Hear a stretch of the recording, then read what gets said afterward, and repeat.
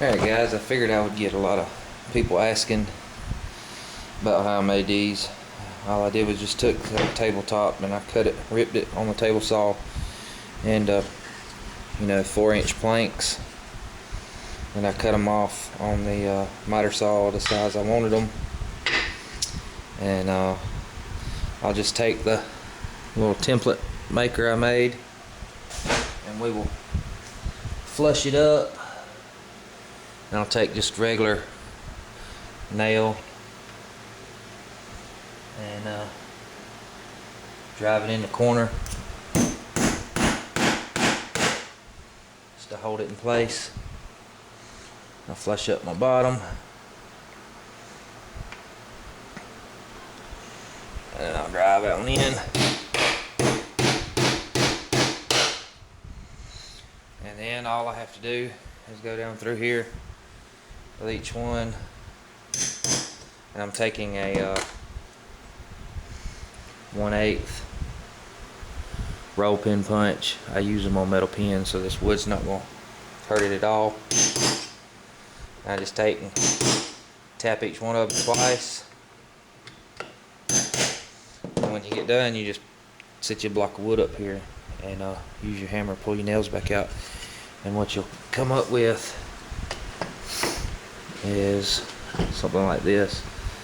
And then you just put them in the drill press and use this to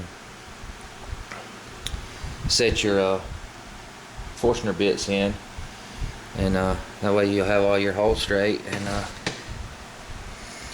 your product will end up looking like this.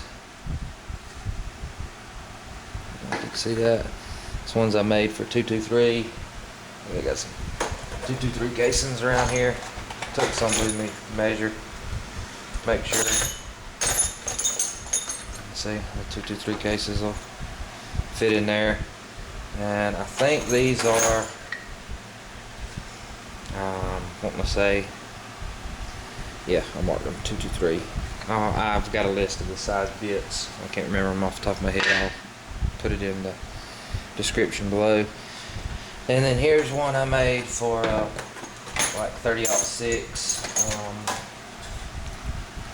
I did it. I did use a 1/2-inch bit on them, and they work pretty good. So I am gonna have to get a 9/16" bit, because the rimmed cartridge on a Mosin Nagant, which is one of the ones I want to reload, won't fit in there. I need a little bit bigger hole, so I'm gonna use 9/16 on them. And you'll find a lot of these calibers you'll be able to use for various different loadings. One thing I will say, when I set my bit, I'll show you right quick. When I set my depth on my drill press, I set it about 1/8 of an inch from the bottom. That way, I still have a bottom on it. Be careful when you do this, because I don't know how y'all's drill presses is. If you have access to a very old, the drill press is probably older than I am, where it still works and functions flawlessly. This is what happened. My brake let go, and I wasn't paying attention, and I was just chugging along, popping out holes. And you can see where it started out regular, and it just progressively just got a little deeper, a little deeper, a little deeper, and then I started drilling all the way through, which is no problem. If you don't have access to a drill press, you can just lock it in your vise and do this with a standard drill, and just cut you a 1/4-inch piece of wood, and the same size as your block, and just nail or glue it to the bottom, and that'll fill in. I like to do it with the drill press, because I have one. Well, I don't have one, I have used one, and I think they just turn out a little bit better. I will say, like, this is a 380 case. I don't know if you can see that. If you look, see how low that is? You don't want to drill your holes as deep. You want them sitting up a little bit higher, so you'll be able to use a powder funnel on them. Because if you try to get down, see how deep those sit in there. So I will be making some more like this, but I'll be using the I will only set it to about a ½ inch deep, so I'll have more of the casing sticking up, so I'll be able to use a powder funnel on them. But just little things, you know, a lot of these will be able to use, like, let's see, this is a 38, it won't be able to be using that. I'll probably have to use like a 7/16, you know, ½ inch, just a little bit too big for that. And 40 Smith & Wesson,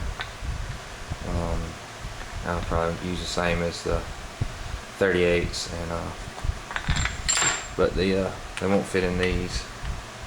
45s would probably be great in here. Like I said, I will put a link in the description box below of what size bits I used with what calibers. That might help you out. But I'm gonna finish tapping this thing out, and then you can see out of that table I cut 13 blocks. What I did is I just, like I said, I took my table, the whole table face, and run it through the table saw and cut where it was rounded. I cut the one side off, just run it through, and it squared it up, and then I just cut it out and run it through there, and cut 4-inch sections, planks, and then I got my length that I wanted and chopped them. As you can see, you know, like on the 223 cases, I went a little bit closer, so they'll be a little bit shorter than the ones like these. The ones I'm planning on using for the Nagant rifle allowed me some more space on each side, because I'll have to use a 9/16 inch bit on it. But and that's all I did, and just drill them out, and once I'm done, I'll run these over, you know, either some sandpaper or you know, sanding block or something. To probably, you know, I'll write what caliber I want on them on the end. As I smooth it up, see, it's kind of real porous. I'll smooth all that up where it'll be nice and slick, and I'll either write or stamp, because I do have some metal punches that have the letters on them and numbers. I can do that or burn them in, whatever. And I just want to, you know, I'll clean all this up. This is just to set my holes for drilling them. And like I said, I used half that tabletop. I think I'll probably save the rest of it for cutting when I get my single stage press. And if I ever decide to get another stage press, I'll probably use the blocks that come with the Lee bench plate, and I'll cut me some templates out of it, so if I get more than one press, I'll be able to take them in and out of the block, and be real easy to switch up, and it'll also be able to let me have, you know, free space on my table. But I don't think it's too bad. Like I said, I got 13 blocks, and I just worked on it for about an hour or two today, you know, mostly just cutting all my wood, and I started drilling. But I've still got, like I said, I've got these built, except for the one that I have to put a piece of 1/4 inch on the bottom of it, and I'll show you that if anybody's interested. It's real simple. You just put a piece on the bottom and attach it to it, just so your shells don't go all the way through. But I got 13 blocks out of it. You know, I'm gonna do some in 9/16, some in half, 13 32nds, just different calibers. Like I said, I'll put a link in the description below on telling you what calibers go with what size bits.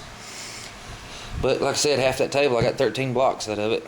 I didn't have anything in it but time, and you know, these things cost, depends on where you get them from.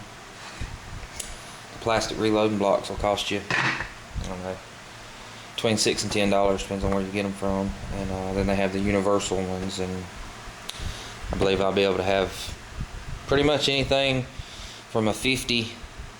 I don't know if I might have to go one step above the Nagant, but I don't plan on doing any 50, so that might be something down the road. But like I said, I'll set some a little bit shallower for pistol, you know, like 9mm 380, and but the rifle ones, I really wanted them a little deeper, because I wanted them to hold them, you know, pretty good. But I got some more holes to mark.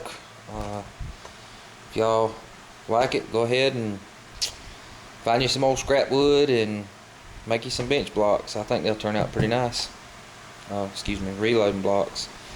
Yeah, me, got a lot of time on my hands, not a whole lot of fun, so I had to make my own stuff. Alright, I'm gone.